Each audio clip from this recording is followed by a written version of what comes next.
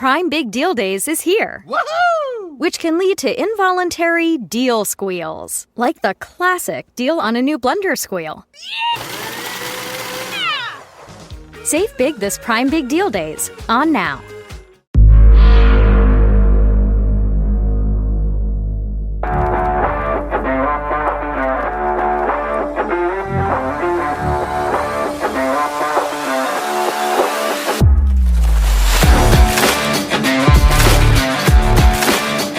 Hello and welcome to Futures Focus, a fantasy baseball podcast centering around all the top prospects in the game, brought to you by Prospects 1500.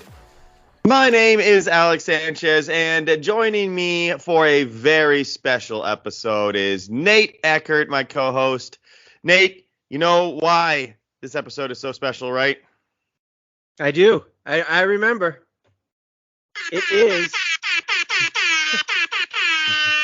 It's our 100th episode. Ho! Yeah, I mean, we need a live studio audience to clap for us. That's, I don't know. It's pretty special. Special to us here at Prospects 1500, the Futures Focus podcast. And today is going to be more of a celebration. The look in at the beautiful sport as a whole, not so much just prospects, but, taking a step back and appreciating the sport for what it is. We are recording here today, and both of our teams let us down in the playoffs, but that's all right. I'm okay, Nate. Yeah. There's always next year, Yeah, but that's not here nor there. What we're doing this episode is celebrating 100 episodes of Futures Focus for Prospects 1500. It's quite a feat here, and I'll just get on my soapbox for a second, and then we'll get talking. This is a absolutely free website, and we have some special guests on later, by the way. Grant Paulsen and CEO Chairman Scott Greene are going to be joining us in a little bit.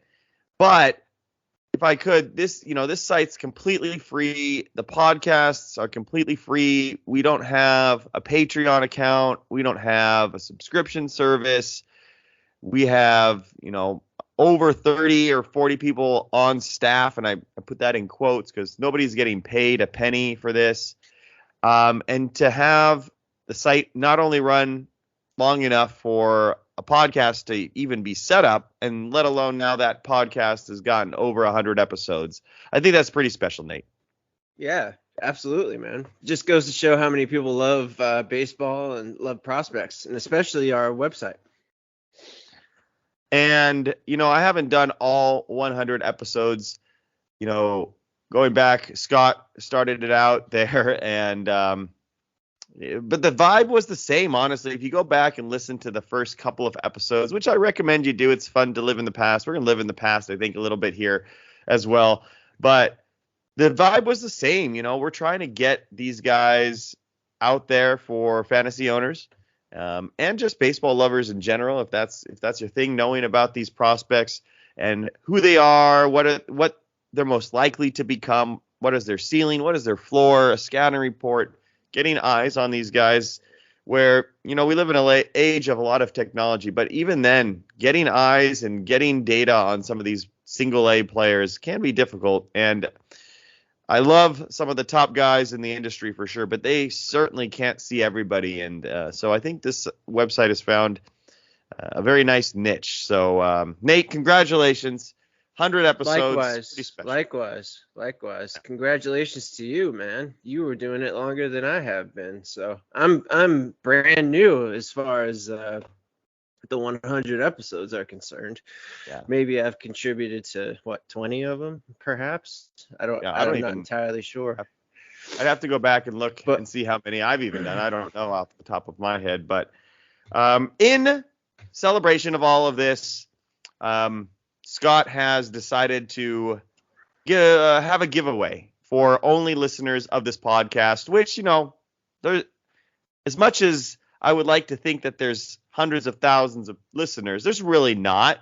I'll just say that if you're listening to this podcast and you enter this contest, you have a great chance of winning. And Scott's going to go over the prize in a little bit. I don't want to give that away, but What you do need to do is listen to this podcast. I think that's fair. And provide some of the answers to prospects1500@gmail.com with the answers. And so all you need to do, we're going to be going over our favorite prospects of all time. You just got to give me who each of the guests' favorite prospects were. That includes Nate, myself, Scott, and Grant. We all kind of go over our favorite prospects in this episode. So if you can name all four, you'll be entered in a drawing, and then Scott's going to send shipping covered, all that good stuff, the prize, and listen a little bit later for that prize. I do know what it is. I'm not going to, but I want everybody to listen. It's a good prize, Nate. Good I prize. bet.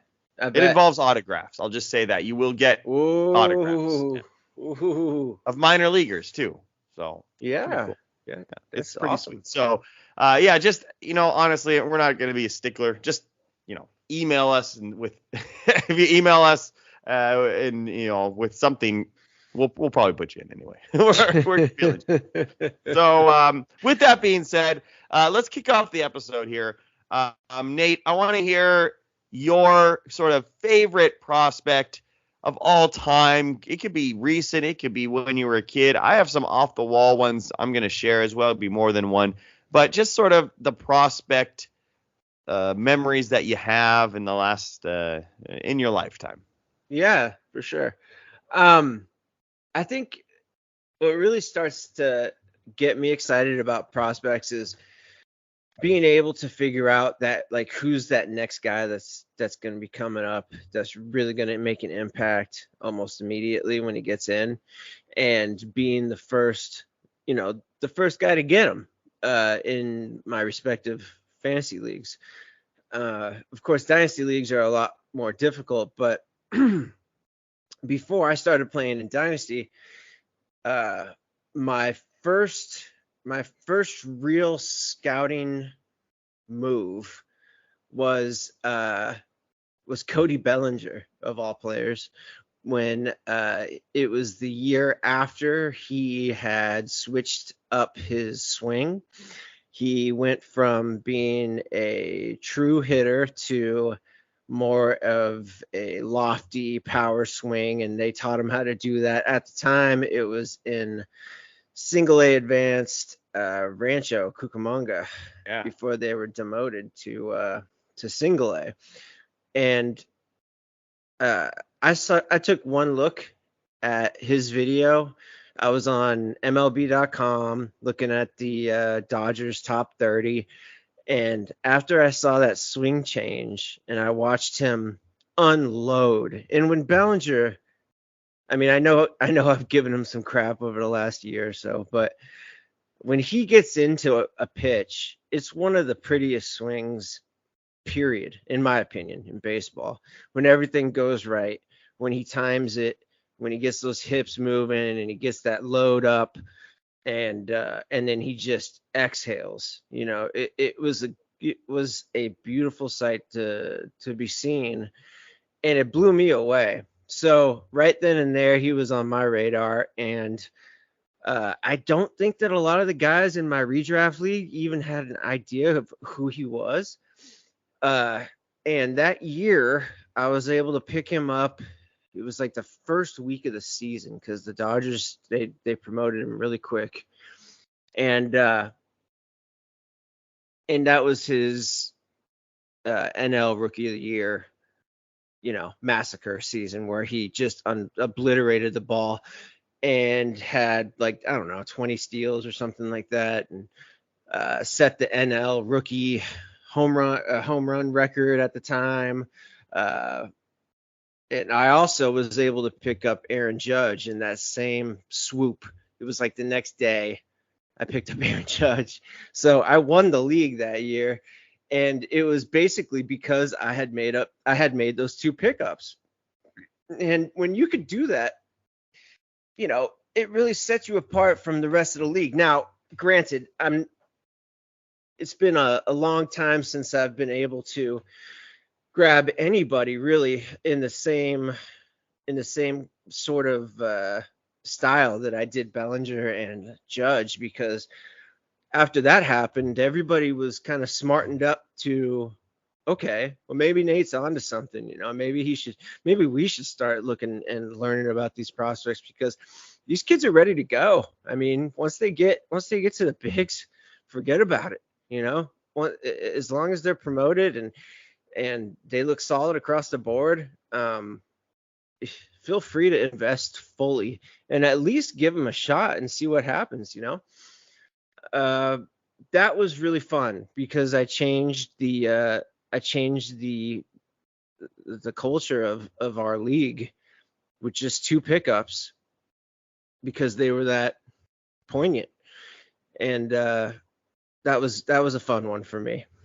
Yeah, that is a fun strategy that a lot of redraft leagues don't have, right? Where they're not worried about prospects and you just pick them up and they turn into something, especially if it's a keeper league, keep 5 or whatever. And that's really fun to get those guys off. Like you said, Dynasty's a little tougher. Those almost are a little bit more rewarding though, when you pick a guy up, like my favorite that I'll talk about here. You pick them off of the free agents and sign them, to your team, and then they develop into something. That one is really a good feeling. I've done that with Anthony Volpe. But my favorite one was, and my favorite prospect recently is obviously Ronald Acuna for me. And I picked him up in, all these dynasty leagues when he started to show up as, low A, high A, and even, that year was just so insane to see somebody go that quickly through a system and just get better at each level was something I wasn't used to. I mean, I was used to prospects at that time, but to see it happening on your favorite team was something else. And then turning into something that I could never even have dreamt of, this last year, it was just a lot of fun.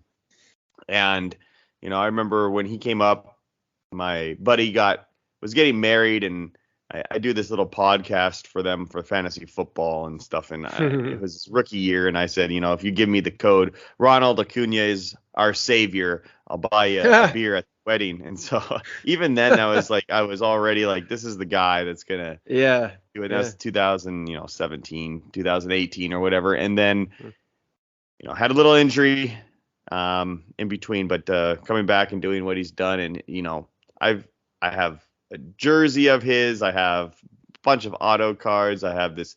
I really should know. I should get the name.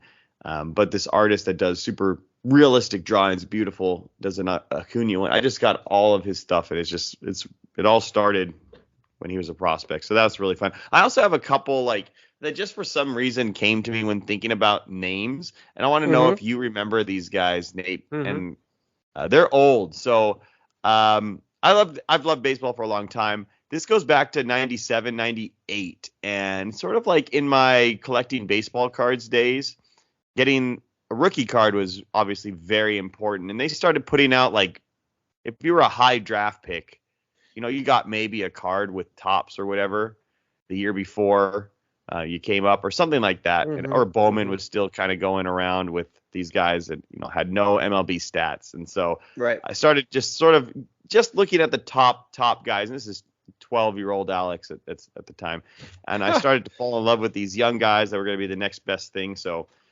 Travis Lee, the Arizona Diamondbacks, played for other couple teams. 98 number 1 prospect for the Oakland Athletics, Ben Grieve. Yeah. Oh, wow. I loved. I mean, those are 2, like you said, sweet swinging lefties. Right. I thought they were the next best thing. And of course, on my favorite team, I needed the next prospect. So there's a bunch of guys like Wes Helms. I remember being waiting for him to come up. Brian Klesko was another one that, as a Braves fan, I followed closely in his ascent. And he became like my idol there for a second. And then he had a decent career, but Klesko is another one. Richie Sexson. Oh yeah, Richie stood out as a 6'7", 6'8" guy, and then in All-Star Baseball, 1998 or All-Star Baseball 1999, they had minor leaguers in that game, maybe 4 or 5 per major league team. Like they had actual minor league guys, which, was removed from baseball games until like recently in MLB The Show. But he was a minor leaguer, and I knew about him, and he was in the Indians, Guardians, but yes, at the time, Indians. At the time. Mm-hmm. At the time, the Indians minor league system, and you brought him up, and you had a little icon, a little cursor, right? And for most people, it was, let's say an inch, 2 inches on the screen. Like the size of a quarter. Whatever, yeah. And the best hitters like Larry Walker and Chipper Jones and Jeter, they all had half big the zone. ones. Half the zone. That, uh-huh. And they had hot and cold. It was an awesome game, actually. Like All-Star Baseball was so ahead of its time. But anyway, they would have hot and cold zones. So I brought Richie Sexson up. He had all blue cold zones in his entire thing. But his icon, it was a glitch or something, and it took up the entire strike zone. So if you said it was a quarter, it was literally like the size of a glass, It was huge, and you would just drop bombs, and it was like this 6'8" freak on the screen. So Richie Sexson, and so I was like, oh, who is this guy? He must be great. Oh yeah. He had it, all those guys were okay for a second, so they did make it, but none of them did much really. So those are just some of the funny, quirky prospects in the past. Anybody else that you followed? Who I used to love when I was playing Babe Ruth, and the only real way that I could learn about prospects when I was 14 would be like ESPN the magazine had just came out. What else? Baseball America, of course, but JD Drew. Oh yes. Great call. He was such the guy. Like coming out of FSU, right? Florida State. Couldn't tell you, but I do remember. Wasn't he top pick and then didn't want to sign with the Phillies or whatever, and then they threw batteries at him at Philadelphia? Yeah, they did. He ended up going to Boston, I believe. Boston or St. Louis. He played for the Braves for a second too. He had a great year with the Braves. Yeah, he had a good career. It ended up having a pretty decent career, all things considered. But another sweet swinging lefty too. Oh man, that guy's swing. This is like Will Clark meets Sean Greene or something, Yeah, and it was. He was. I remember the numbers he was putting up. It was either Miami or FSU, but I'm pretty sure it was FSU. And I remember reading the articles about him in those magazines, and the way he wore his Oakleys. I remember back in the day where Oakleys were just like the thing to wear. FSU. And he's FSU. FSU. Yeah, FSU. Okay. God, I used to want to be him, hitting 500 on the year, some craziness like that. I think he hit like 499 one season at FSU. Yeah. So that was one. He reminds me of like Bryce Harper before Bryce Harper. He just for whatever reason would kind of like a lot of fanfare before he even stepped on for the professional team. Right. But backed it up for the most part. Yeah, I mean, his was injuries. I remember him. Yes, for sure. Being injured a lot. Sure. And then his brother. Remember his brother Stephen Drew too? Yeah. He was a nice little shortstop middle infielder. Rick Ankiel. If we go back to the Cardinals, I remember when he came up with his high socks, and he was just this unbelievable talent. Then couldn't find the strike zone against the Braves. I remember that Cardinals Braves, and he just threw like 5 pitches to the backstop. Ooh. And that was it. Yeah, that was that. And he became an outfielder, and he came back and played outfield and for the Braves. Yeah. And came back and played for the Braves too. Yeah, there's some awesome names. We could go on and on and on. It just I remember AJ Hinch, remember? I mean, he became a manager, but I remember him coming up as a catcher with Oakland. Another name just popped into my head.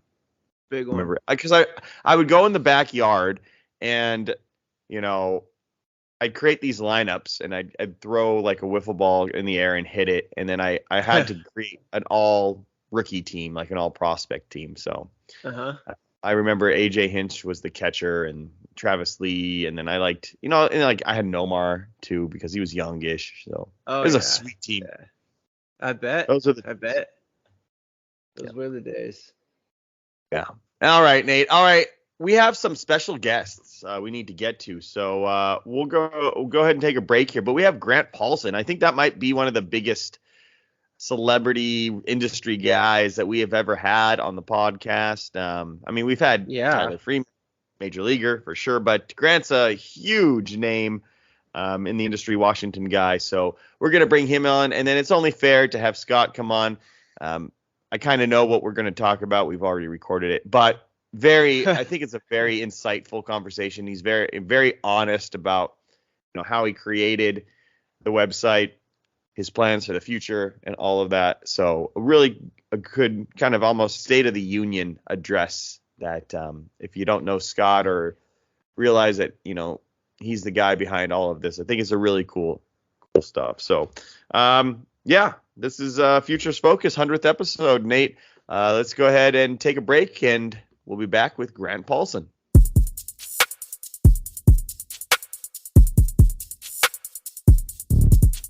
And we are here with another special guest, this time Grant Paulsen of 106 The Fan. And he also does the prospects on MLB Network as well. It's quite an honor for such a big celebrity in the industry to be with us. So, Grant, how you doing? Thanks for coming on, man. Well, thank you guys. It's very nice of you to say. My pleasure. I'm happy to be here. Alex, Nate, thanks for thinking of me and having me. How's everybody doing? Oh, it's our pleasure. I couldn't tell you how excited. Like we were just saying before we got onto the show, how pumped we are. So, really excited to have Grant on the show with us, and thank you for taking some time out of your busy schedule to come hang out with the lower totem of the polls. I'm excited. I'm fired up. You guys do a great job. I love all the attention that prospects are getting and all of the entertaining shows that kind of add to the love of baseball at a time where I think things are going well at the major league level. The rule changes are working, but we need to keep growing the passion for the game. So I'm excited to be here. Indeed. Yeah, that's a great point. I do think prospects are kind of the in craze right now, and in this age of technology, people are starting to really want to, get ahead of some of these guys and not just see them when they come up for the first time and get introduced, but to kind of follow them in the minors. It's so easy nowadays to do that. So, Grant, I have a few questions for you. Let's start, since this is, again, a celebration of just baseball, I suppose, this whole episode, this 100th episode. Tell me one baseball memory. It could be anything from the minors to the majors, a game you attended when you were a kid, whatever. What's the one baseball memory that you cherish? Yeah, I mean, I have so many. It's hard to limit it down to just a few, but I would say the first thing that comes to mind is the first time I can remember being in a Major League Baseball game. And it's probably not my actual first game, if I had to guess, but it's the first one I remember being at. With my father took me. I was with my brothers, my whole family, and we went to Camden Yards in Baltimore. I'm based in the D.C. area, but at this time as a child, the Nationals didn't exist. And so the Orioles were my team. I was a diehard Orioles fan, and a couple of times a summer we would go to Birds games. They were about 2 hours, Baltimore was, from where I lived. So we didn't get to go very often, and we were a family of 6, so it wasn't like we had season tickets or we were all getting to go as much as we would have liked. But I watched every single game, every single night.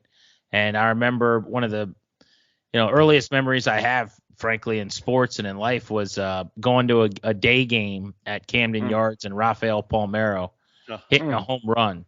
And I remember I got up that day and I read had the sports page, and when we were driving up to Baltimore, I was looking at all the pitching matchups and seeing who was on the mound and the ERAs, and it was just a different time. But I was a big Palmeiro fan. I loved, obviously, Cal Ripken Jr. and that Orioles team, and that's one of my first memories. One of my favorite things baseball-wise I still remember is going to a minor league game in Richmond, Virginia, when the Richmond Flying Squirrels, same ballpark, by the way, were actually at the time the Richmond Braves.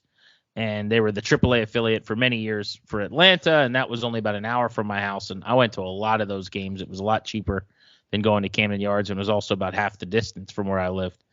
And I remember one night we showed up at the ballpark in the summer. My dad again and my mom and me and my siblings went, and it was dollar night at the ballpark. And so we got in. There was a $1 ticket. It was $1 hot dogs and $1 soft beverages, and you got a T-shirt when you got into the game. So like for for $1, literally you got like your ticket to the game, general admission, you got a T-shirt, you got hot dogs and drinks. And I still remember like how excited my dad was. He just like that to me it's just like a romantic baseball moment of thinking about just how cool that was for my family. And then I guess long story short, other things along the way would include I went to Steven Strasburg's first professional game in Altoona, Pennsylvania, made a 3-hour road trip with some buddies. At that point, I was old enough to drive. We went to his first pro start. That was really cool to see him in Double-A after we'd heard so much about him at San Diego State. That was a great memory, sitting right behind the screen with a couple of the Pirates pitchers who weren't throwing that day, kind of with the guns next to us and taking the book. And we just kind of were asking them after every pitch for the velocities and kind of what he had just thrown.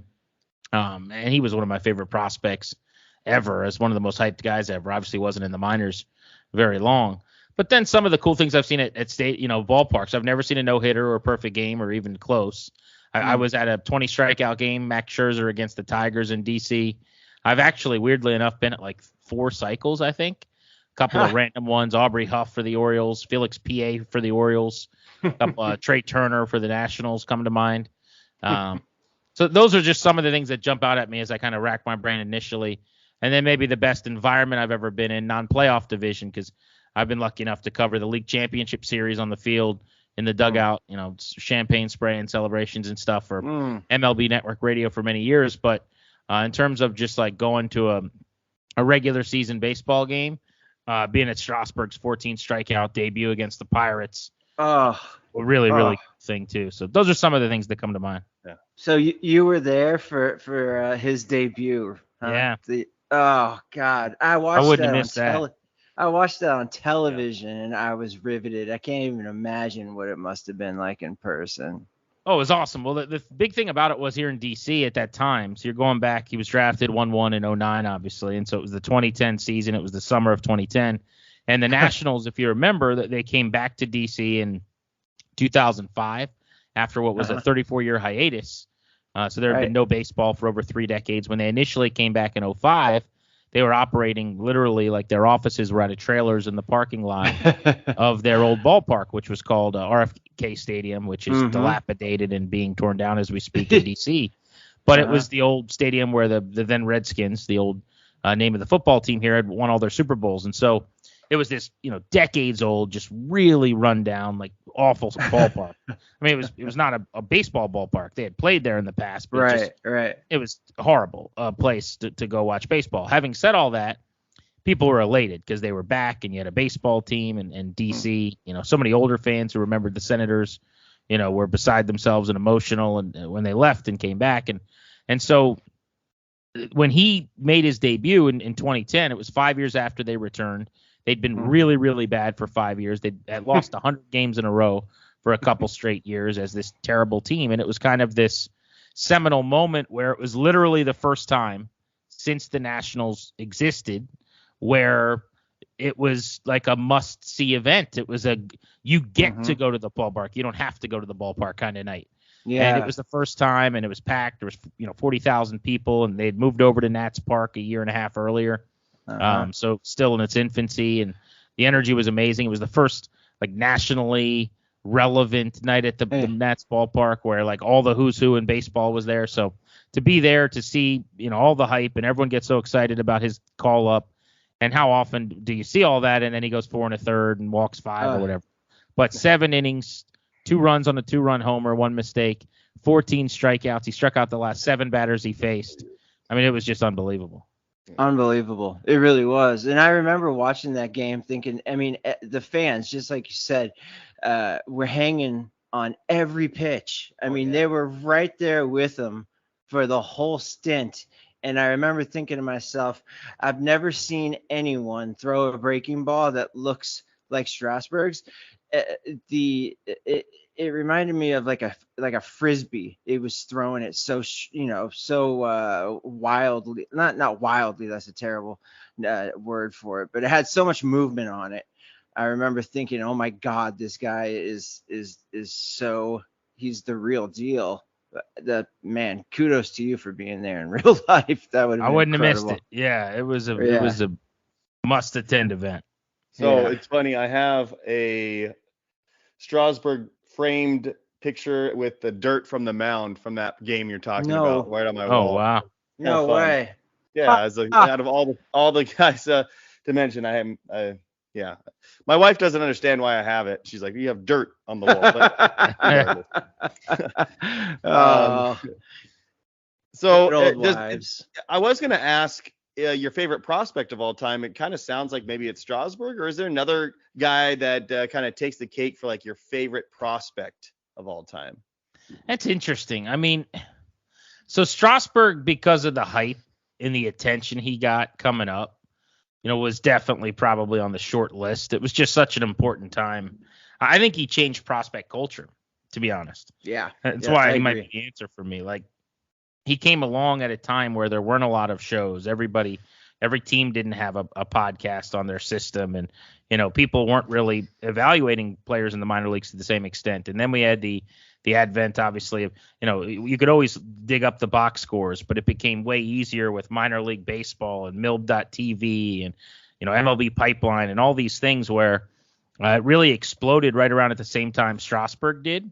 And I think the infatuation with him was a craze and a mania, the likes of which we hadn't seen. And I really think it kind of jump-started what I would consider to be prospect culture as we know it now. So I think he is probably an answer. The thing was, he was just not in the minor leagues for that long, Right. because he was drafted summer of 2009. He was in the show within a calendar year later. They shut him down after he was first drafted and debuted him in the AFL. And then he made, if I had to guess, like 10 or 11 minor league starts before he was called up. So it's a little hard to say him. I mean, some of the guys along the way that I've really loved as prospects and just been completely enamored by. I was a huge fan early on in like the prospect game years ago. If you want to go in my backyard, of Matt Wieters, drafted out of Georgia Tech, 2007, fifth overall. There were websites made about Matt Wieters with like Chuck Norris jokes, but they were Wieters jokes. And the hype around him was huge, not to the extent of Strasburg, but I still remember, driving a few hours to go to his major league debut. And he was a guy because you could check his box score every single night, unlike a pitcher. He was 2 for 4 with another double. He hit another homer at Bowie. Like, I was fired up about Wieters for sure. On a national level, there's a handful of guys that come to mind, but I would say in the early going for me, I started covering prospects pretty intensely in the Major League Baseball draft back in 2007. And I was a big David Price guy out of Vanderbilt, went 1-1. Another guy that flew to the major leagues and got to the Rays and ended up pitching out of the pen in his first year when they went to the World Series. So he'd be on a short list for me. And then more recently, Ellie De La Cruz. I got to, I'm in the dugout for the National League every year for the Sirius XM Futures game, for our game broadcast. And before we went to the Futures game last year, I kind of staked claim on, like, that was my guy in the game. That was the player I was most excited to see, and I've been tracking him every night.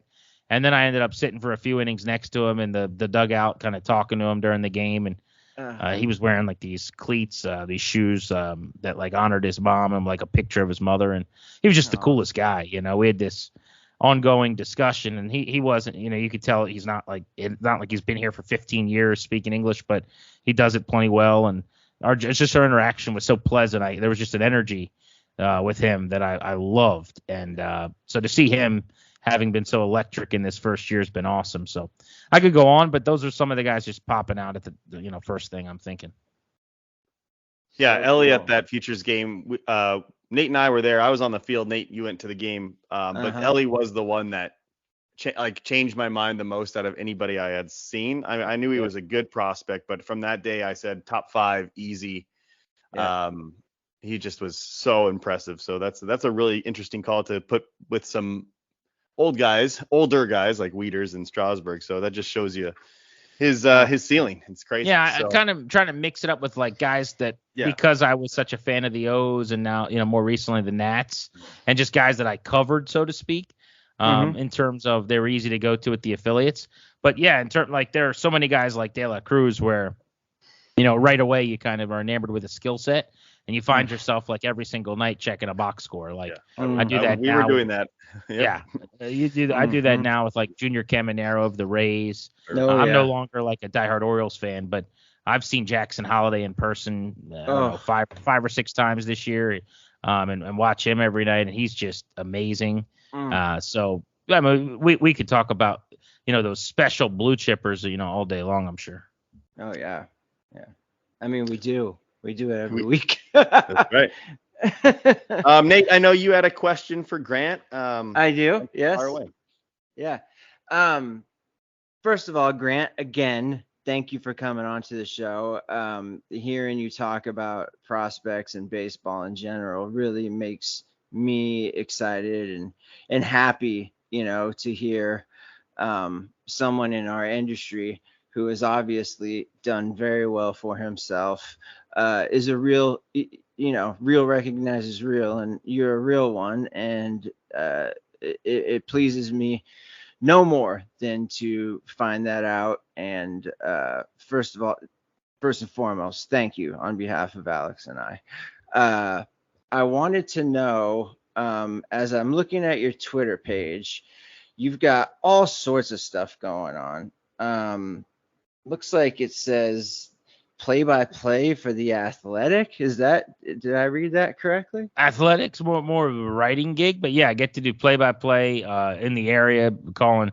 I prefer baseball and football, but calling anything, and that's kind of my ultimate goal is to do every game for somebody. But yeah, I've had a good time doing that. No, that's incredible. Also, NFL, NHL coverage for NBCS Washington, MLB Network Radio with Grant and Danny at 106.7 The Fan. You're all over the place, man. And with your 125,000 followers, a number that I couldn't even. I think you're following as many people as I have following me, which is only 300 something, which is a number that I don't know if I should have said on air, but whatever, it is what it is. It's not like I'm gonna lie about it. What got you into all of this? And if I may, what's really been what you've found to be your, not secret sauce or anything like that, but as you go along in your career, has there been like a single, not mantra, but like something that you're always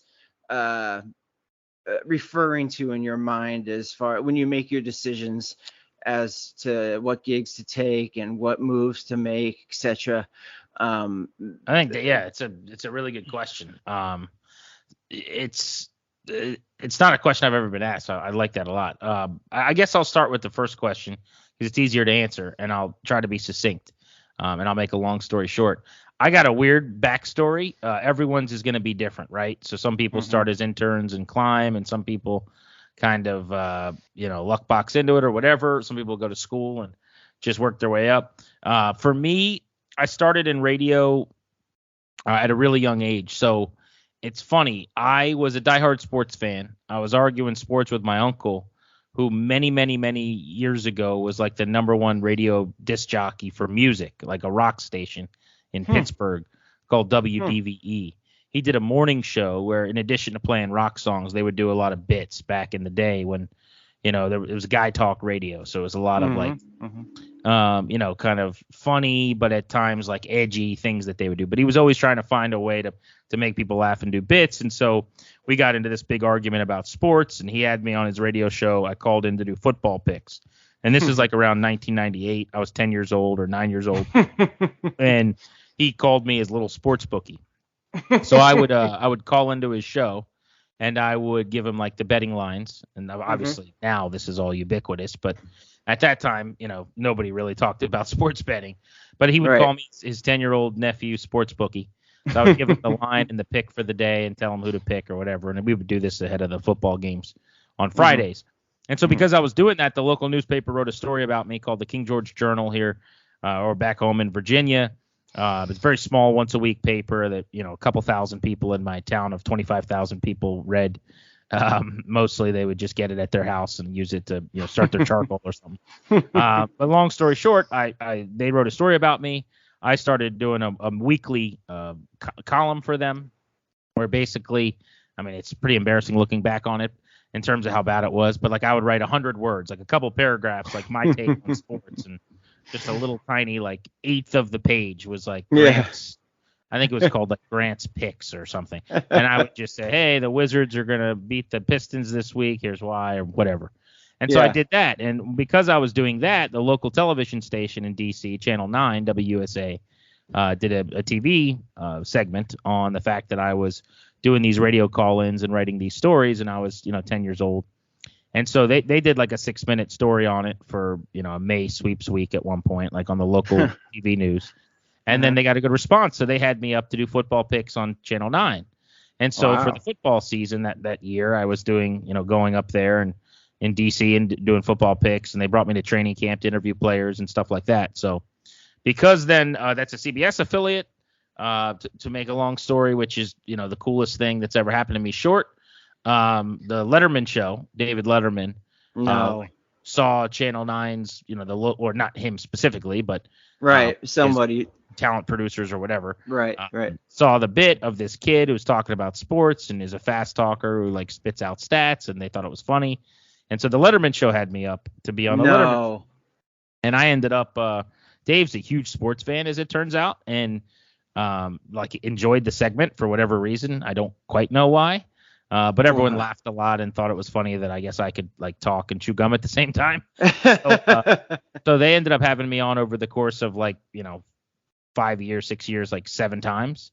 Over an extended period, and from those appearances I would get cool opportunities. So got to go to Super Bowl with channel with ESPN and ABC, and went to the Super Bowl with the David Letterman show one year, and other things like that. Real Sports with Brian Gumbel, got to do a story there, and so because of all that, like I got this opportunity to start hosting a show on a kids radio channel on XM back in like 2002. About 21 years ago. Obviously, that's a couple channels ago, but I'm still with them now on MLB Network Radio. So I've been doing shows ever since, and right around when I was 13 at the time.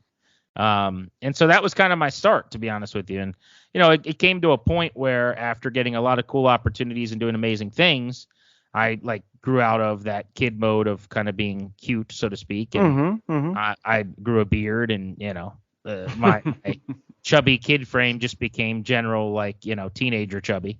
And I wasn't as fun or cute anymore. So then I went to college, and I was kind of had one foot in, one foot out, but I always knew I wanted to continue to cover sports and be in the sports media. And I felt like I'd, been at the water fountain and been pulled away a little bit, and I was desperate to get back. And so that's what I've done. I've just kind of grinded and wanted to be, doing sports broadcasting my whole life. It's all I've ever wanted to do. From when I was probably I think most people want to play until they're a lot older.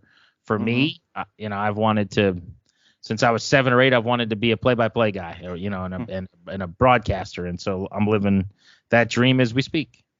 That's awesome, man. Congrats. That's a great story. Love it.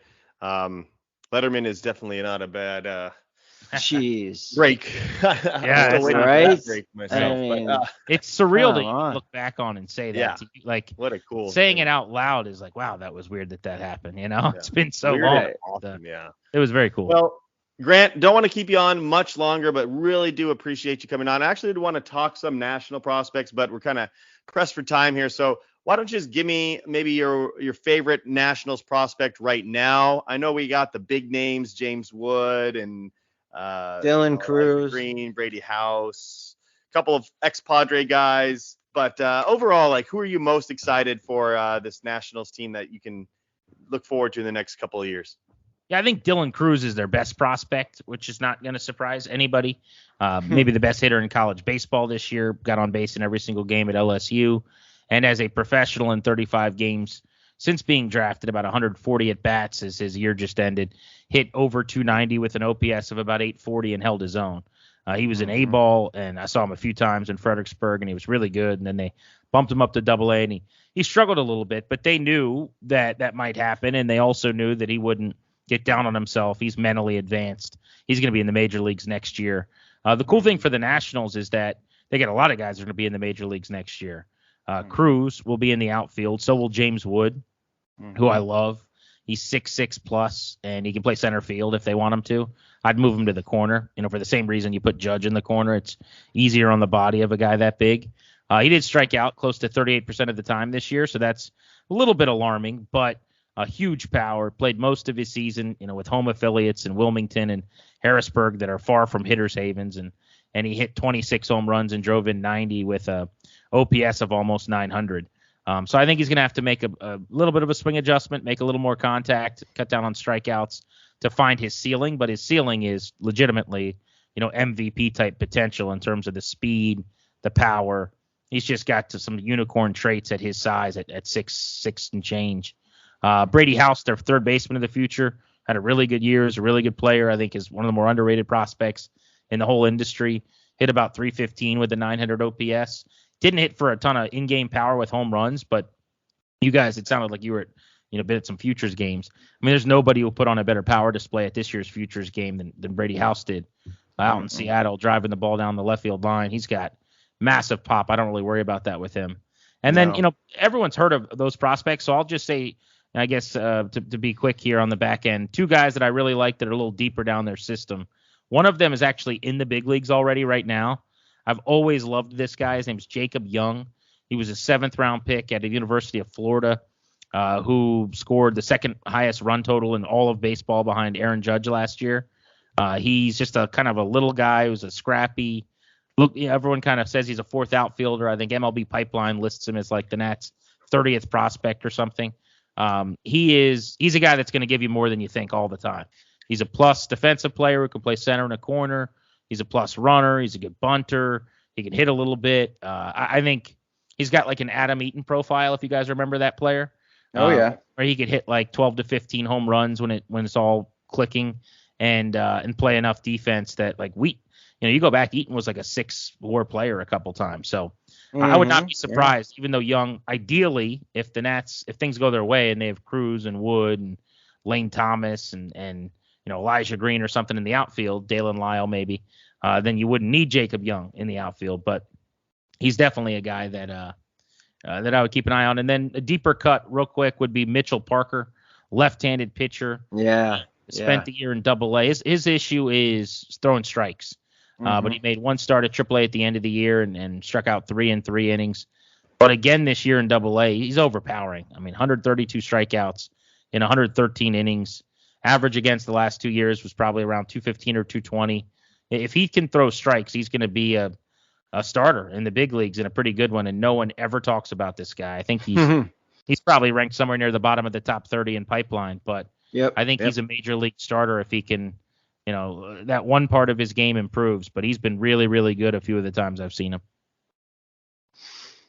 Yeah, this system is getting really scary as a Braves fan. They're doing it the right way. It's with patience and not forcing anybody up. Like you said, Dylan Cruz could be in the big leagues now, but they're doing the right thing and not pushing these guys. And they're all going to arrive at the same time, which is terrifying for the rest of the league. But really good stuff, Grant. Especially those Braves. Yeah.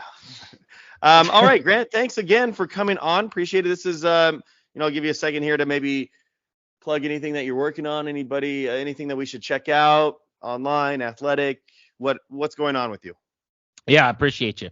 Nothing really to plug. I'll say that anything that I normally do or anything people would want to keep up on, I mentioned on my Twitter, so you can check me out. At Grant H. Paulsen is the best way to kind of keep in touch.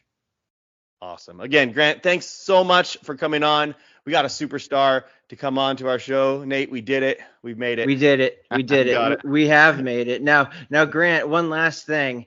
To truly make it today and in this industry, I now currently follow you on Twitter. Look at you. If I could get a follow back. Let's go. Now, if I could be one of those 334, maybe we could change the ratio here. And as I sell my soul on the line, on air, we'll make it work. Yeah. All right. I've got Done a recording. and done. I've got a recording of it. So there you go. We could always come back. That's funny. I appreciate it. All right, fellas. Well, I appreciate you guys. Keep up the good work. All right, Nate. Thanks a lot, Grant. Appreciate it. Futures Focus. We'll be right back. Stay tuned.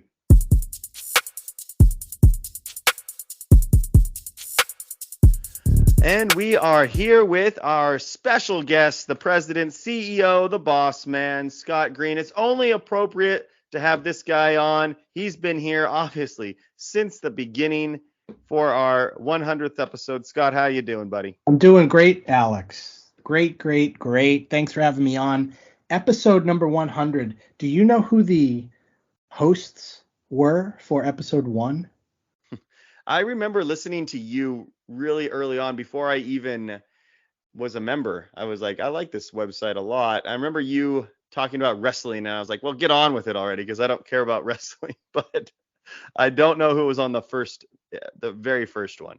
Yes, my good friend Jake Berry and I were the hosts for the first season, I guess, or if you will, of Futures Focus, and I think Ben Wilson was our first guest, if I remember correctly. I'm trying to look back in the archives here, and of course, it's not loading right up on my phone. But Jake and I were the hosts. I know that. And we did have MLB's Jonathan Mayo on one of our very first episodes. So if people want to go back and listen to some of the early days of Futures Focus, that's something that they might have fun doing. Yeah, they'll be interested to see if we were doing well back then with some of our predictions and see, because those been several years now. You could see if you were on the right path or not with your analysis of older prospects then. But and you know what, Alex, I'm confirming. My memory is not great these days, but I was actually right. March 17th of 2019.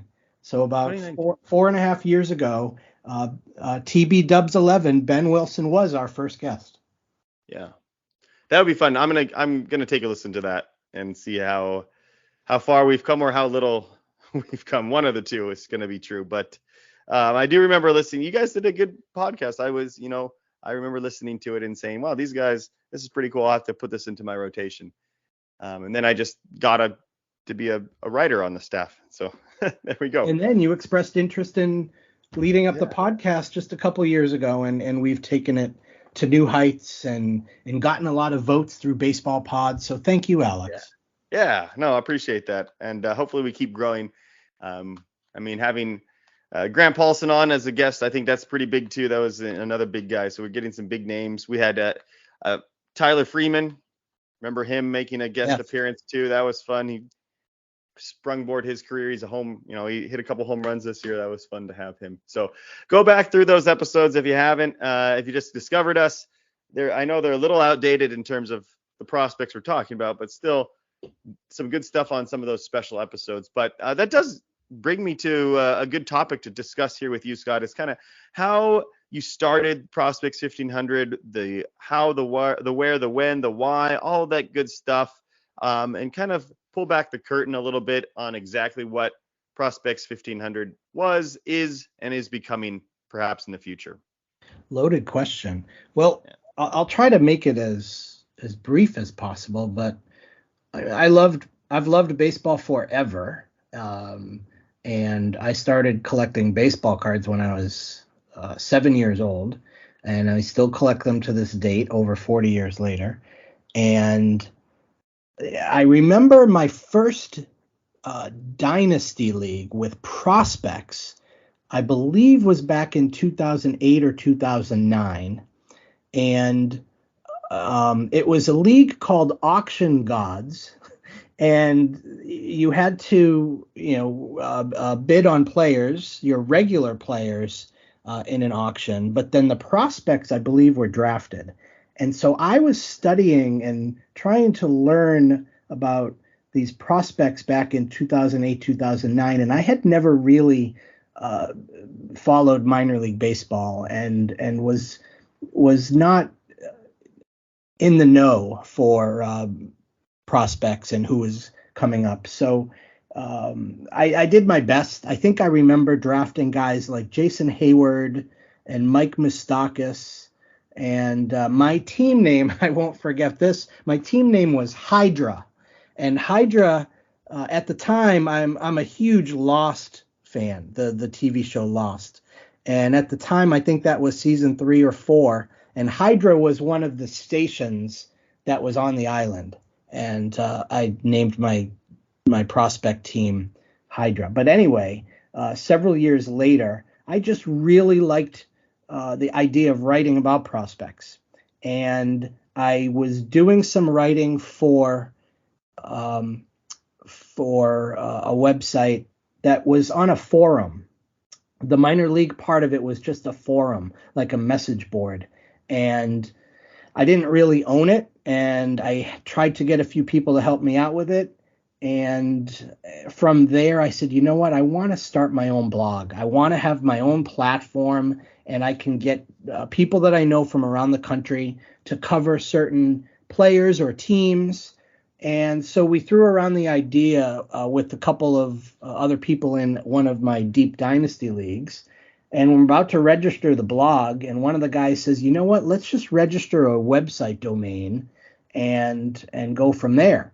And the original idea was Prospects 1001.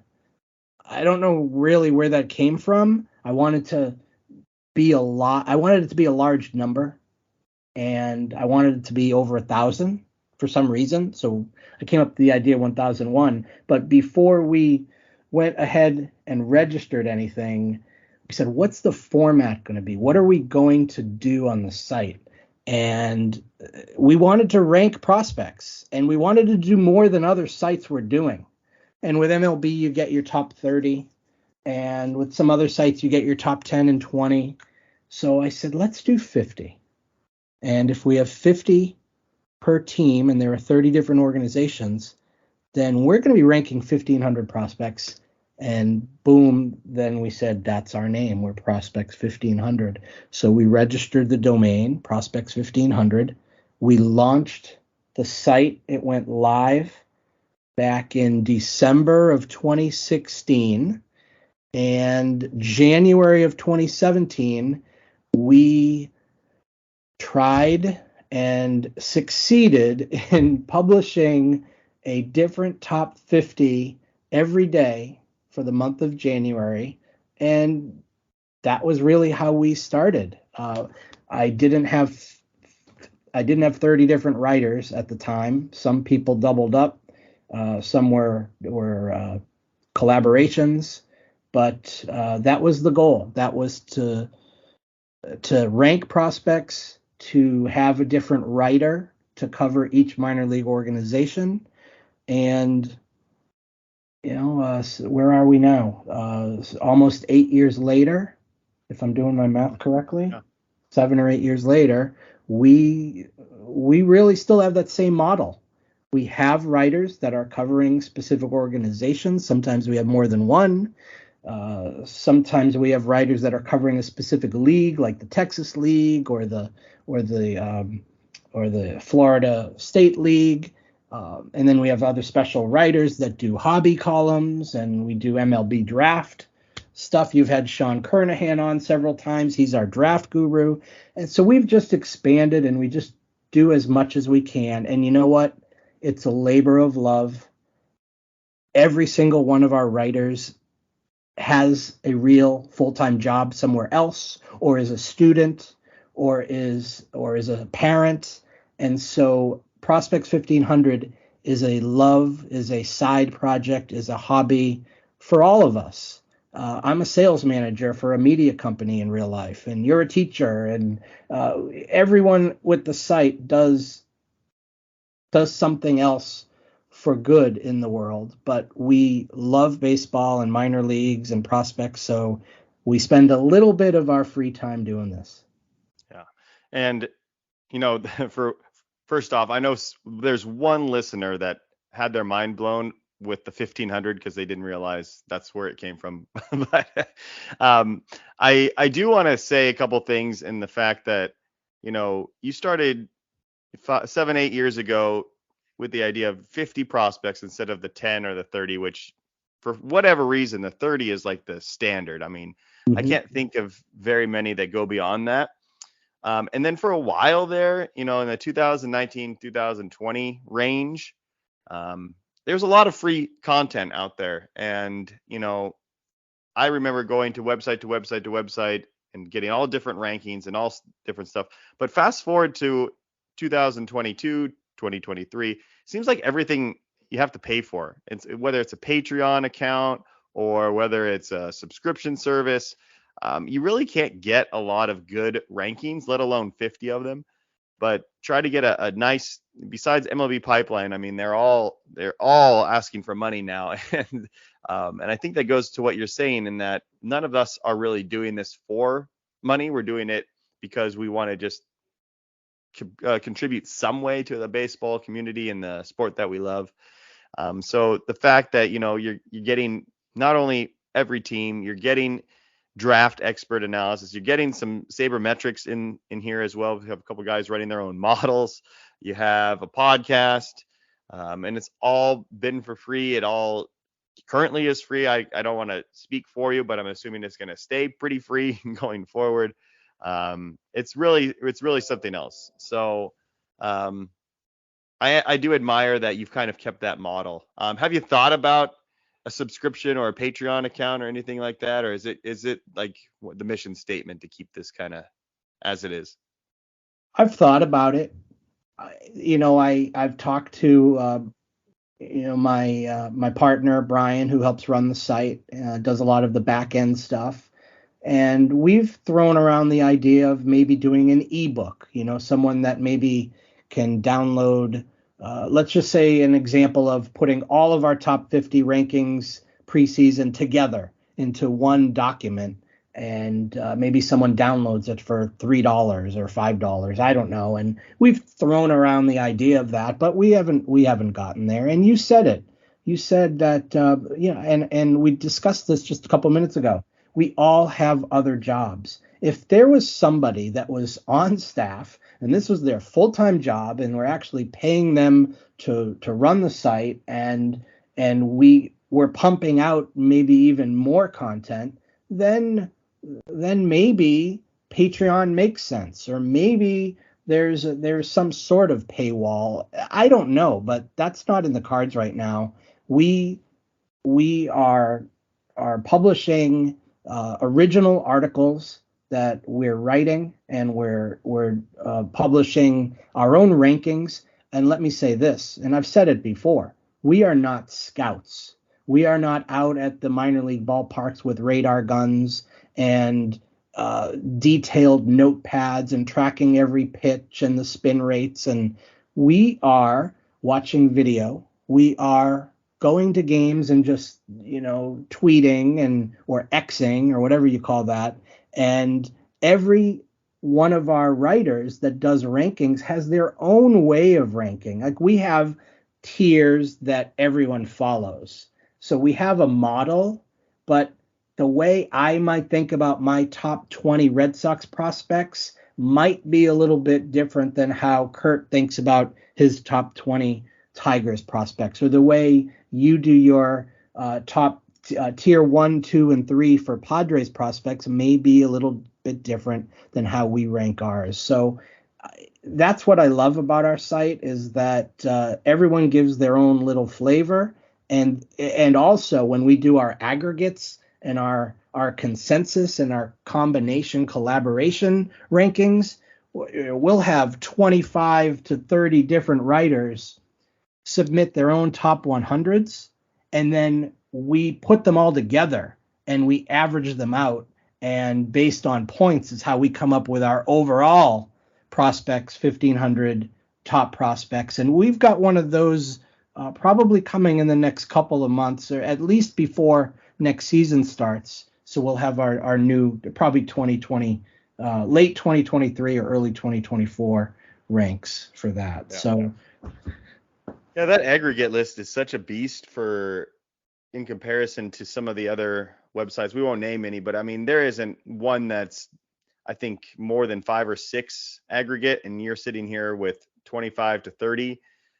It's extremely valuable when it comes out. I mean, I wish we could update it like monthly. It would be awesome to do that. Yes. It's just so crazy though. But when that list comes out, it's about the safest list that you can use for fantasy and dynasty leagues.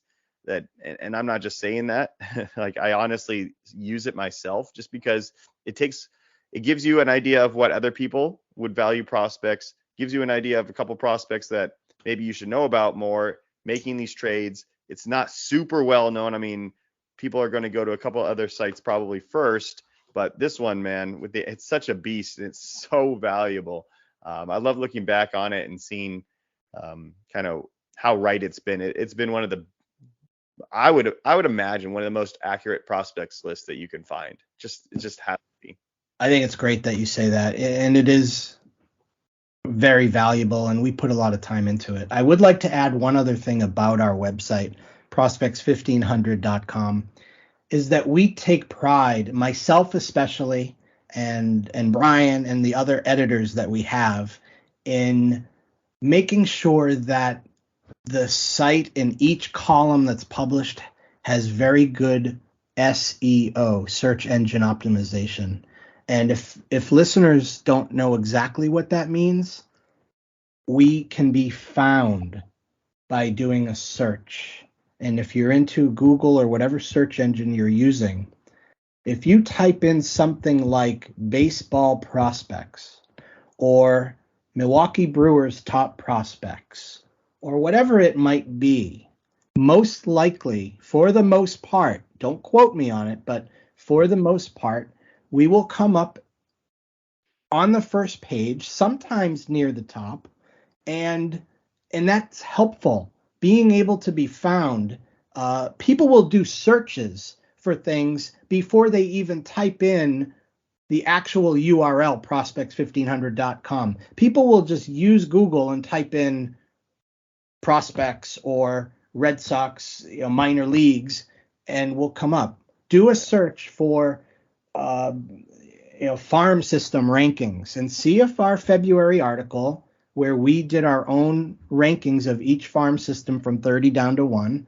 see if that comes up. Type in baseball prospects, something that general, and see how we do. So I am very happy and continue to tweak the back end of our site and each article that we publish, so months and even years later, we'll still be there on the internet.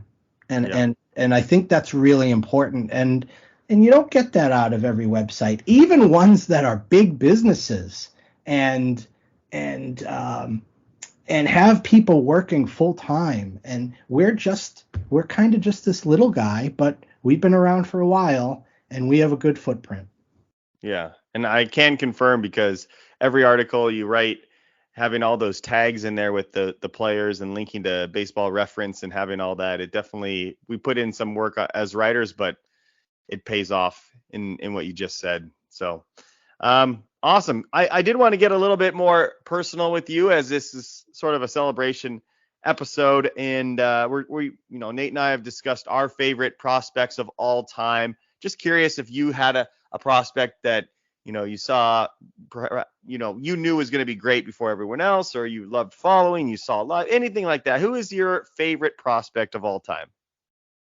Mookie Betts. I think that back in, must have been in, like 2012 or 2013.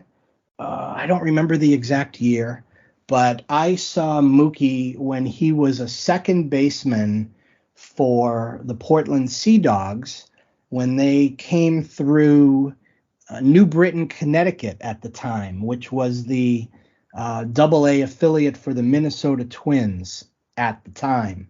And he was just amazing. I think I got to see him in 2 or 3 games. I remember him going 5 for 5 with a couple homers in one of the games. And he kind of came on the scene pretty quickly. He was not one of Boston's top prospects, but within a year or so, he was in their top 10.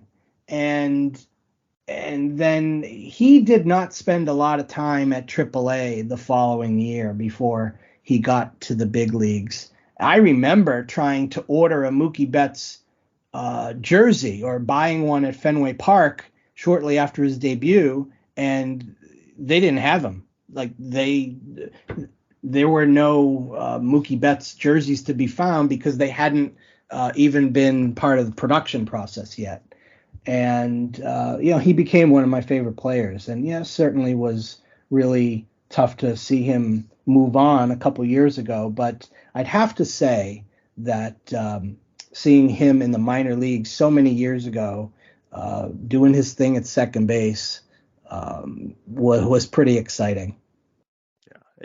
Incredible prospect, still moving to second base and even shortstop this year as a Dodger, unfortunately. But pretty incredible prospect. Rapid rise. I wasn't following the Red Sox too closely back at that point, but it sounds like he had a really rapid ascent, kind of a la Ronald Acuna, for my Braves guys out there. Just all of a sudden you had a franchise turning player. And did you see the talent when you saw him just in person? Was he something different about him? Batting practice, anything that stood out? Do you remember? I remember just him being a little guy, not a big guy. He's filled out a little bit since then. He's still not a really big guy, but just a spark plug and so athletic. And to be able to play the middle infield and move to the outfield and hit with power and hit with contact and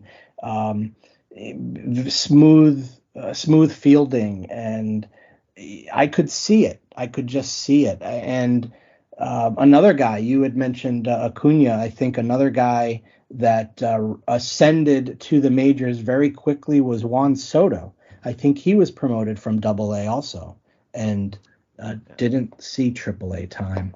I know Acuna was in AAA for a little while, but I don't think Soto was.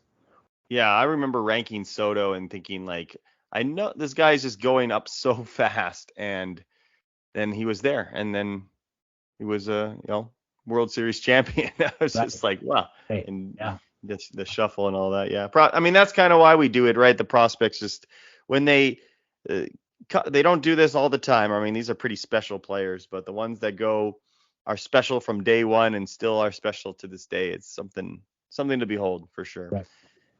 Well, Scott, appreciate you taking some time coming on to the podcast here. We are doing a giveaway. If you wanted to sort of tease the prize, I hadn't mentioned the prize earlier, but I did mention how they could go about it. But what is the prize? The prize is something that I think our listeners would be pretty interested in winning. You mentioned how to go about it a little earlier, and just to reiterate that, you just have to send us an email. It's that simple. Email prospects1500@gmail.com, and you're going to let us know, I believe, 4 prospect names, and you could give those details yourself. But the prize, I dug out. I went into my card cave in my basement where I do all my baseball card breaks, and I went into some of my stash, and I pulled out one of these sealed boxes that I still have from earlier last year. and it is a 2022 Topps Heritage Minor League baseball hobby box. And it is, like I said, it's sealed. There are 18 packs of 8 cards per pack, and there are, on average, it says find 2 on-card autographs per box. So there should be 2 autographs plus at least a couple different parallel serial numbered cards, and it's a really cool prize, and I will ship that out to the winner of our giveaway. And it's just something that I wanted to do to celebrate our 100th episode and us being around for the number of years that we've been around. And I will say that the only way people are going to know about this giveaway is by listening to this episode. We are not sharing this giveaway information on social media. It's not going to be listed on our website. So only the people listening right now will be able to enter or know about entering to win via the email. Yeah. Awesome. And it's a appropriate prize too. That's a cool set of cards. Are all in their minor league uniforms. So if you're listening to this podcast, you are into the minor leagues. Can't think of a better prize, Scott. It's really cool. But yeah, pretty small contestant pool when you think about it. I mean, compared to doing a social media one or anything. So there you go, listeners. Thanks for listening to 100 of these episodes. But Scott, again, thanks for coming on. Any last words before we let you go? Yeah, I'd like to just give a shout out to my oldest son, Adam. Adam is joining our staff. He's going to be doing some writing for the Red Sox beat, kind of getting on my case because I haven't submitted a lot of content lately. So his first article is on the site now. So check that out. He did a little dive into some Red Sox prospects that he thinks are going to be climbing the prospect ladder within the next year.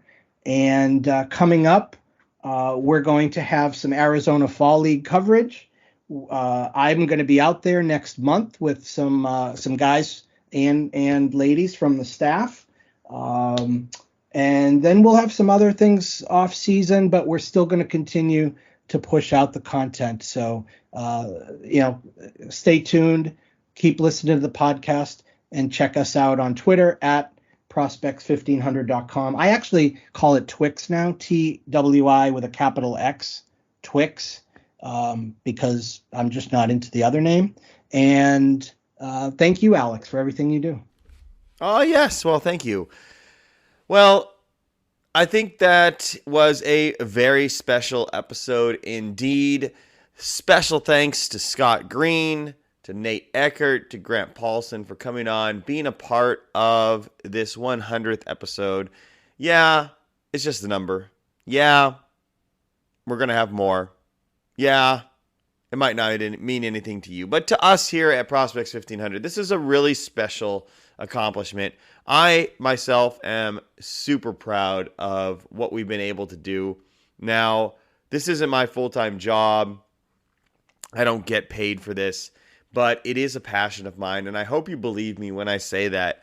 I love baseball. I love talking about it, and having this podcast really is, as crazy as it sounds, like a dream come true. A couple of years ago, Sarah, my wife, shout out.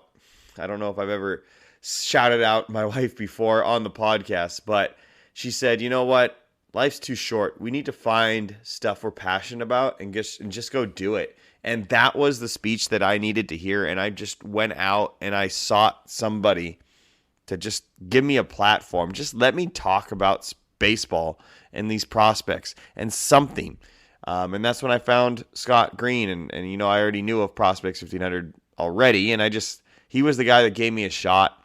And it worked out to the point where I got to be in charge of this podcast. And it might not be the best podcast. I may be an idiot at sometimes and say things that I shouldn't. But in the end, it's something that I love with all of my heart doing. And anybody out there that's listening, thank you. thank you so much from the bottom of my heart, from the, on behalf of Nate and Scott. Just thank you so much for listening to this and giving me just a second or two of your day. It means a lot to me. And I hope to continue going forward and giving you some stuff that helps you, entertains you. I'm not trying to offend anybody and I don't think I'm smarter than anybody else when it comes to this. It's all just for fun and enjoyment. So again, if you made it through this far, I'm now at an hour and 20 minutes. And if you're still listening to this, you're my guy or girl, whoever you are, and you're listening to this, thank you, man. Shout out, high five, cheers. Thank you. I really appreciate it. So 100 episodes, we did it. This is Futures Focus. And by the way, we will have more episodes coming up in the off season. We're not taking a break. I know there's been a big gap. I definitely understand that. It's been a minute trying to put this episode together, but we did it. We're done, and now we can kind of get back to the normally scheduled program. And in the off season, we're not going to have one every week, but we got AFL stuff to do. We have updated rankings to do. We have predictions moving forward, a bunch of stuff. So we'll try to churn out an episode or two a month moving forward. And then when the season rolls back around, of course, we'll get back to our weekly episodes. So again, thank you so much. Futures Focus. My name, Alex Sanchez. Thank you again for listening. We'll see you soon.